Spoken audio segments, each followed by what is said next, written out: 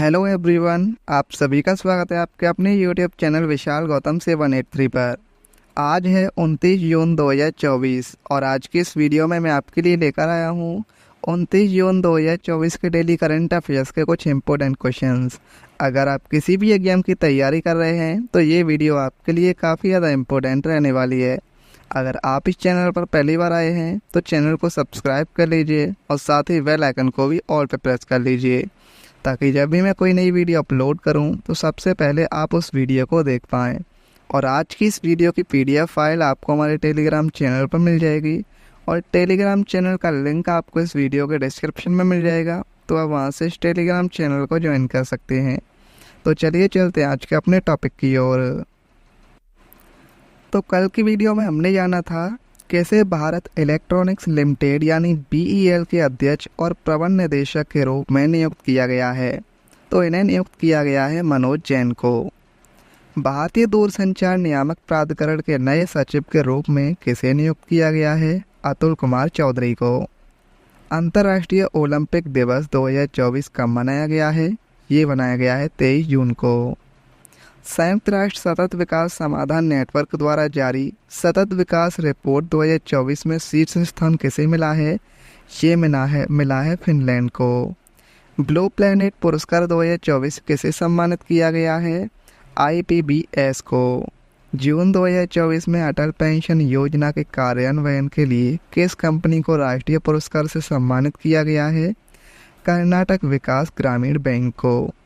संयुक्त राष्ट्र लोक सेवा दिवस 2024 का मनाया गया है 23 जून को।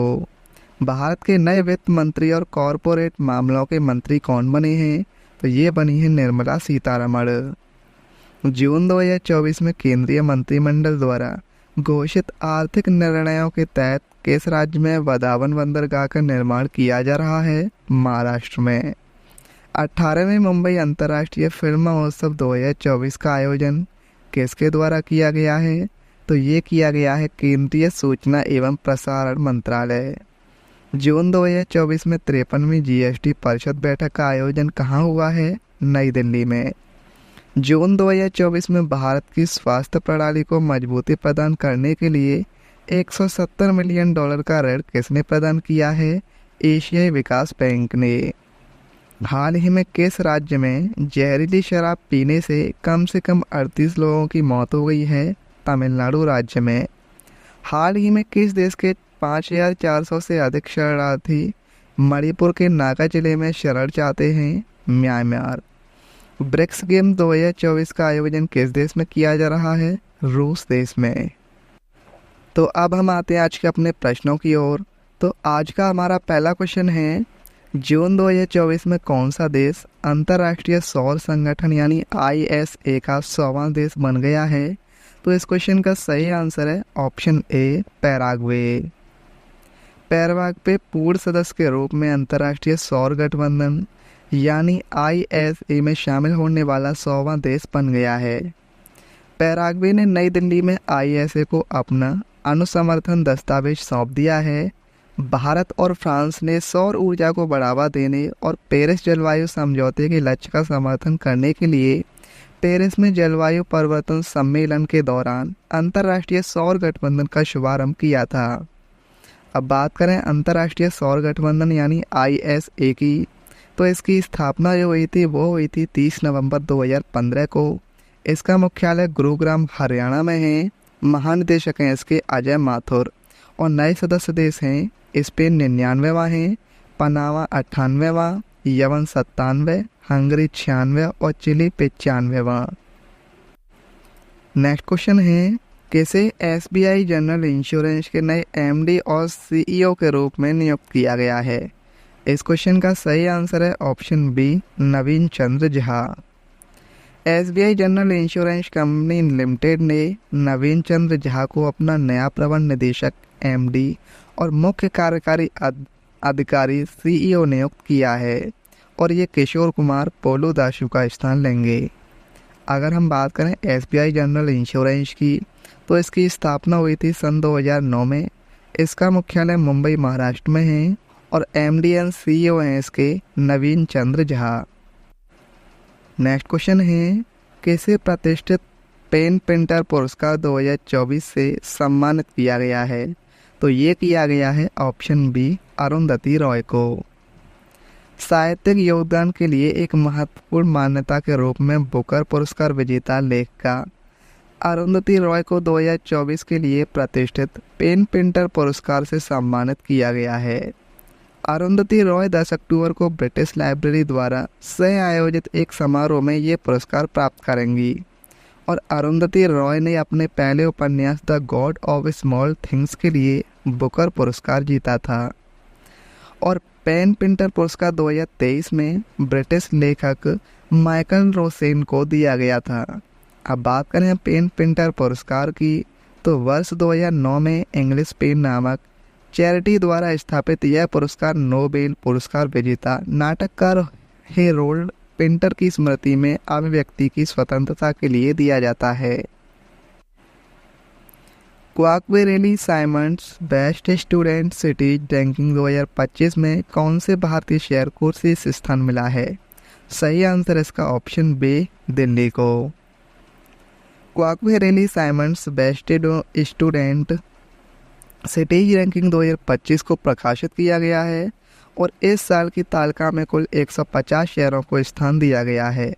क्यूएस रैंकिंग में दिल्ली 111वें स्थान के साथ भारत में छात्रों के लिए सबसे किफ़ायती शहर बन गया है और मुंबई ने 54.8 के समग्र स्कोर के साथ 113वां स्थान हासिल किया है।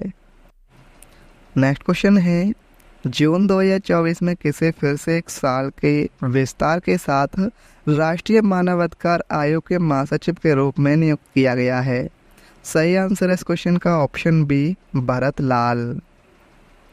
सेवानिवृत्ति भारतीय वन सेवा IAFS अधिकारी भरत लाल को राष्ट्रीय मानवाधिकार आयोग भारत के महासचिव के रूप में 1 वर्ष का विस्तार दिया गया है। उनकी नियुक्ति भारत सरकार के सचिव के समकक्ष रैंक और वेतन के साथ हुई है। अब हम बात करें राष्ट्रीय मानवाधिकार आयोग की, तो इसकी स्थापना जो हुई वो हुई थी 12 अक्टूबर 1993 को। मुख्यालय इसका नई दिल्ली में है और अध्यक्ष हैं अरुण कुमार मिश्रा। जून 2024 में T20 क्रिकेट में 200 से ज़्यादा छक्के लगाने वाले दुनिया के पहले बल्लेबाज कौन बने हैं? तो ये बने हैं option B, Rohit Sharma. Rohit Sharma T20 विश्व कप 2024 के सुपर 8 ग्रुप 1 मैच में ऑस्ट्रेलिया के खिलाफ सेंट लूसिया के Daren Sammy National Cricket Stadium में 200 छक्के मारने वाले पहले खिलाड़ी बने। रोहित शर्मा ने 41 गेंदों में 92 रन बनाए और इस पारी में 8 छक्के लगाए, जिससे उनके T20 अंतर्राष्ट्रीय क्रिकेट में कुल छक्कों की संख्या 203 हो गई है। भारत के पहले AI विश्वविद्यालय यूनिवर्सल AI यूनिवर्सिटी के कुलपति पद पर किसे नियुक्त किया गया है? सही आंसर है इसका ऑप्शन ए, साइमन मार्क को। भारत के पहले कृत्रिम बुद्धिमत्ता विश्वविद्यालय यूनिवर्सल AI यूनिवर्सिटी ने अंतर्राष्ट्रीय रणनीतिकार और कई पुरस्कार विजेता प्रोफेसर साइमन मार्क को अपना कुलपति नियुक्त किया है। मार्क भारतीय संस्थान के संस्थापक कुलपति के पद पर नियुक्त होने वाले पहले गैर भारतीय हैं और यूनिवर्सल AI यूनिवर्सिटी की स्थापना 2009 में हुई थी। मुख्यालय इसका मुंबई महाराष्ट्र में है और संस्थापक हैं तरुणदीप S आनंद। नेक्स्ट क्वेश्चन है, जून 2024 में किस राज्य की विधानसभा ने राज्य का नाम बदलने का प्रस्ताव दूसरी बार पारित किया है? तो सही आंसर इस क्वेश्चन का ऑप्शन बी, केरल। केरल विधानसभा ने सर्वसम्मति से 1 वर्ष में दूसरी बार एक प्रस्ताव पारित किया, जिसमें भारतीय केंद्र सरकार से संविधान में राज्य का नाम केरल से बदलकर केरलम करने का अनुरोध किया गया है और इसका उद्देश्य मलयालम शब्द केरलम के साथ संवैधानिक नाम को संरेखित करना है। मुख्यमंत्री पिनाराई विजयन ने प्रथम अनुसूची में इस परिवर्तन को प्रभावी बनाने के लिए भारतीय संविधान के अनुच्छेद 3 को लागू करने का आह्वान किया है। अब बात करें अनुच्छेद 3 की, तो भारत के संविधान के भाग 1 में शामिल तीसरा अनुच्छेद है, जो संघ में नए राज्यों के गठन और संघ के मौजूदा राज्यों के नामों, सीमाओं या क्षेत्रों में किसी भी प्रकार के बदलाव या संशोधन का वर्णन करता है। यह अनुच्छेद संसद को कानून के अनुसार मौजूदा राज्यों के क्षेत्र सीमाओं या नामों को बदलने का अधिकार प्रदान करता है। अब बात करें हम केरल राज्य की। केरल की राजधानी है तिरुवनंतपुरम। मुख्यमंत्री हैं वहाँ के पिनाराई विजयन और राज्यपाल हैं आरिफ मोहम्मद खान। जून 2024 में दुनिया के नंबर 1 पैरा बैडमिंटन खिलाड़ी कौन बने हैं? सही आंसर है ऑप्शन सी, सुहास यथिराज। भारत के पैरा बैडमिंटन खिलाड़ी सुहास यथिराज नवीनतम BWF पैरा बैडमिंटन विश्व रैंकिंग में फ्रांस के दिग्गज लुकास माजर को पछाड़कर दुनिया के नंबर 1 खिलाड़ी बन गए हैं। सुहास के नाम अब 60,527 अंक है, जो फ्रांस के उनके प्रतिद्वंदी माजर से अधिक हैं। उत्तर प्रदेश कैडर के IAS अधिकारी सुहास ने फरवरी में इंडोनेशिया के फ्रेडी सेतियावान को पछाड़कर विश्व चैंपियनशिप खिताब भी जीता था। जून 2024 में किस राज्य को भारत का पहला global centre for enterprise risk management स्थापित करने के लिए लाइसेंस प्रदान किया गया है? सही आंसर इस क्वेश्चन का option A, Orissa. Institute of risk management India affiliate ने श्री यूनिवर्सिटी उड़ीसा को भारत का पहला global centre for enterprise risk management स्थापित करने के लिए लाइसेंस प्रदान किया है और इसका प्राथमिक उद्देश्य स्थानीय संगठनों और सरकारी निकायों के साथ साझेदारी के माध्यम से पूर्वी भारत में सुरक्षित वातावरण बनाना है। उड़ीसा की राजधानी है भुवनेश्वर। मुख्यमंत्री हैं मोहन चरण मांझी, राज्यपाल हैं रघुवर दास। जून 2024 में सोबोर्नो इसाक बारी दुनिया के सबसे कम उम्र की ग्रेजुएट बने हैं। इनकी उम्र कितनी है? सही आंसर इस क्वेश्चन का ऑप्शन बी, 12 वर्ष। अमेरिका में भारतीय मूल के 12 वर्षीय छात्र सोबोर्नो इमाक बारी ने स्नातक होने वाले सबसे कम उम्र के छात्र बनकर इतिहास रच दिया है। प्रतिभाशाली सोबोर्नो ने 11 वर्ष की आयु में स्कोलास्टिक असेसमेंट टेस्ट में 1500 अंक प्राप्त कर विश्व रिकॉर्ड भी बनाया था।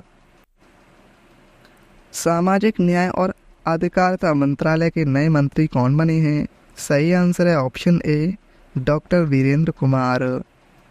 8 बार के सांसद रहे डॉक्टर वीरेंद्र कुमार को मोदी कैबिनेट में केंद्रीय सामाजिक न्याय एवं अधिकारिता मंत्रालय दिया गया है। प्रधानमंत्री नरेंद्र मोदी ने 9 जून को नई सरकार के लिए 71 मंत्रियों के साथ शपथ ली है और इनमें से 30 को कैबिनेट मंत्री, 5 को स्वतंत्र प्रभार वाले राज्य मंत्री और 36 को राज्य मंत्री बनाया गया है। किसे professional golf tour of India के अध्यक्ष के रूप में नियुक्त किया गया है? इस क्वेश्चन का सही आंसर है ऑप्शन बी, कपिल देव। पूर्व भारतीय दिग्गज क्रिकेटर कपिल देव को professional golf tour of India का अध्यक्ष बनाया गया है। कपिल 2021 में बोर्ड के सदस्य बने थे और PGTI के उपाध्यक्ष भी रह चुके हैं। ये HR श्रीनिवासन का स्थान लेंगे और कपिल देव 1983 वर्ल्ड कप विजेता भारतीय टीम के कप्तान थे। चर्चा में रहे पारस्परिक रसद समझौते reciprocal exchange of logistics agreement का संबंध किस देश से है? सही आंसर इस क्वेश्चन का ऑप्शन बी, भारत और रूस। भारत और रूस के बीच पारस्परिक रसद समझौता, जिसे reciprocal exchange of logistics agreement नाम दिया गया है, अब अंतिम रूप के लिए तैयार है। यह भारत और रूस के बीच संयुक्त अभ्यास, प्रशिक्षण तथा आपदा राहत प्रयासों सहित सैन्य सहयोग और सुगम बनाएगा। यह सैन्य दल, युद्धपोतों और विमानों के लिए बार्थिंग सुविधा प्रदान करेगा और उद्देश्य है इसका यह सैन्य रसद सहायता को सुव्यवस्थित करता है, जिससे संयुक्त अभियान अधिक कुशल और लागत प्रभावी बनते हैं।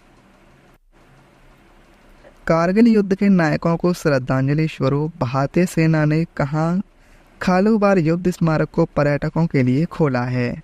सही आंसर इस क्वेश्चन का ऑप्शन बी, लद्दाख।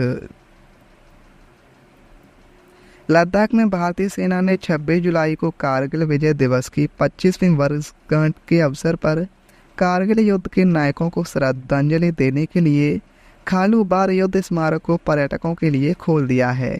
और लद्दाख की प्रसिद्ध आर्यन घाटी में स्थित यह स्मारक उन सैनिकों की बहादुरी और बलिदान की यादों से भरा है जिन्होंने युद्ध के दौरान घाटी को पुनः प्राप्त करने के लिए लड़ाई लड़ी थी।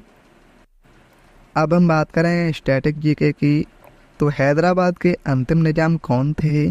सही आंसर है मीर उस्मान अली खान।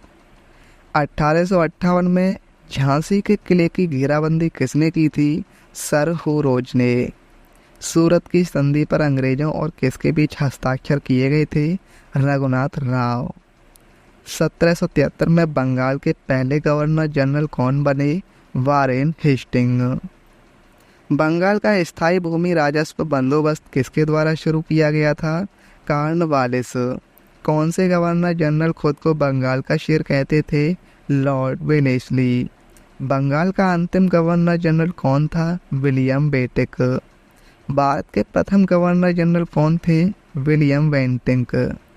ब्रिटिश राज्य में सिंध का विलय किस गवर्नर जनरल के समय में किया गया था? Lord Ellenborough. एकमात्र वायसराय कौन था जिसकी भारत में हत्या हुई? सही आंसर है लॉर्ड मेयो। लॉर्ड रिपन द्वारा शिक्षा सुधार के लिए हंटर आयोग की नियुक्ति किस वर्ष की गई थी? 1882 ईस्वी में। किस युद्ध ने एंग्लो मैसूर युद्ध को समाप्त किया? श्रीरंगपट्टनम का युद्ध। सिराजुद्दौला ने किस शहर का नाम बदलकर अलीनगर कर दिया? सही आंसर है कलकत्ता। अफीम युद्ध अंग्रेजों और किसके बीच लड़े गए थे? चीन। 1911 तक कौन सा शहर ब्रिटिश भारत की राजधानी था? कलकत्ता। कल की वीडियो में मैंने आपसे क्वेश्चन पूछा था कि किसे भारत इलेक्ट्रॉनिक्स लिमिटेड के अध्यक्ष और प्रबंध निदेशक के रूप में नियुक्त किया गया है, और इस क्वेश्चन का सही आंसर था ऑप्शन बी, मनोज जैन। अब आपके लिए आज का क्वेश्चन है, किसे SBI जनरल इंश्योरेंस के नए MD और CEO के रूप में नियुक्त किया गया है? इस क्वेश्चन का सही आंसर आपको कमेंट में बताना है। अगर आपको ये वीडियो आज की हेल्पफुल लगी हो तो आप इस वीडियो को अपने दोस्तों के पास ज़रूर शेयर करना, और अगर आप इस चैनल पर पहली बार आए हैं तो चैनल को भी सब्सक्राइब जरूर कर लेना। तो चलिए चलते हैं। जय हिंद, जय भारत, वंदे मातरम।